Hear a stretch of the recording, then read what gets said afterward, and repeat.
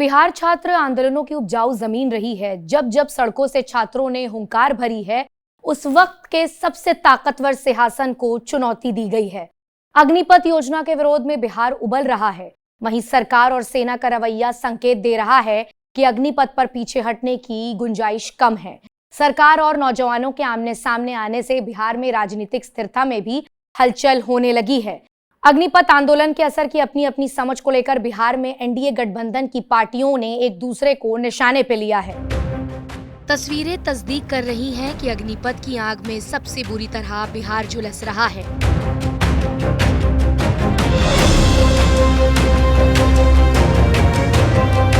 सेना में हक भर्ती की नई योजना को लेकर नौजवान हिंसकों उठे हैं।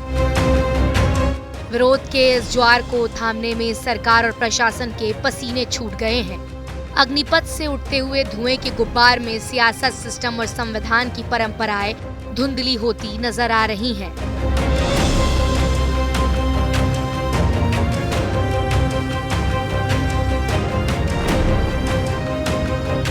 बिहार में आंदोलन के इस हिंसक अभिव्यक्ति में राजनीतिक संभावनाएं भी करवट बदल रही हैं। बिहार में सत्ताधारी एनडीए गठबंधन अग्निपथ आंदोलन की अग्नि परीक्षा में है। अपनी अपनी सियासी कमिटमेंट को लेकर एनडीए के तमाम दल अग्निपक्ष के तापमान को अलग अलग दूरी से नाप रहे हैं। ऐसे में वजूद से ही हिचकोले खाते गठबंधन की गांठ आंदोलन की आंच पर ढीली पड़ती नजर आ रही है। बिहार एनडीए में हालिया मतभेद की शुरुआत बिहार बीजेपी के प्रदेश अध्यक्ष संजय जायसवाल के घर पथराव से होती है। संजय जायसवाल बिहार में बेतिया के हैं। अग्निपथ के विरोध में उतरे नौजवानों के उनके घर पर पत्थरों से हमला बोल दिया। हमले से आहत जायसवाल ने अपने ही गठबंधन के प्रशासन को आड़े हाथ लेते हुए कार्रवाई की मांग कर डाली।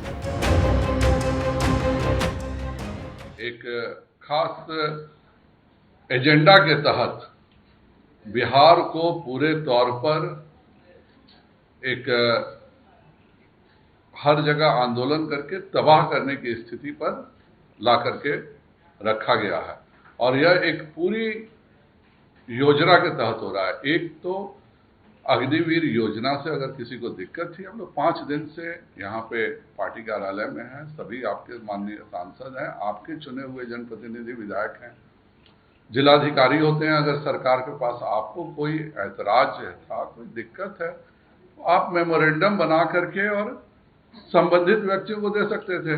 हम सब जनप्रतिनिधि हैं। हम अगर किसी को कोई दिक्कत है तो जाहिर बात है उसको लोकसभा में भी उठाना हमारा काम है, अपने माननीय नेताओं से भी उस मसलों पर बात करना हमारा काम है। बिहार सरकार में गृह मंत्रालय खुद मुख्यमंत्री नीतीश कुमार के पास है। ऐसे में संजय जायसवाल के प्रशासन पर सवालिया निशान को जेडीयू ने अपने नेता पर हमले की तरह देखा है। जेडीयू के राष्ट्रीय अध्यक्ष लल्लन सिंह ने संजय जायसवाल के सवालों पर पलटवार करते हुए नीतीश कुमार को एक योग्य प्रशासक करार दिया। अग्निपथ के बवाल से अपना पल्ला झाड़ते हुए लल्लन सिंह ने इसका केंद्र सरकार पर सारा जिम्मा फोड़ डाला।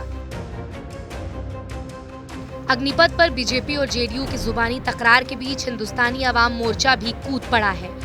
जीतन राम मांझी के नेतृत्व वाली पार्टी ने एनडीए के संयोजन समिति की बैठक की मांग कर रही है। पार्टी का इशारा साफ है कि एनडीए के फैसलों में उनकी भूमिका को दरकिनार किया जा सकता है। वहीं जेडीयू के प्रवक्ता केसी त्यागी ने गठबंधन में असहमतियों को सुलझाने के लिए एक पैनल की बात पर जोर दिया है। ये पहली बार नहीं है कि बिहार एनडीए में सब कुछ ठीक ना होने की खबरें बाहर आ रही हैं।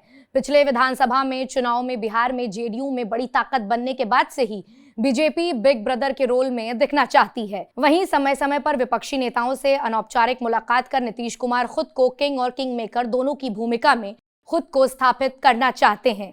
अब ये देखना दिलचस्प होगा कि क्या अग्निपथ एनडीए के सियासी सफर का वो चौराहा साबित होगी जहां से पार्टियां अलग अलग रास्ते पर चल पड़ेंगी, या पिछले 8 सालों से देश के राजनीतिक तूफान को मनचाही दिशा देने वाले एनडीए के रणनीतिकार गठबंधन को अग्निपथ से उबार लेंगे।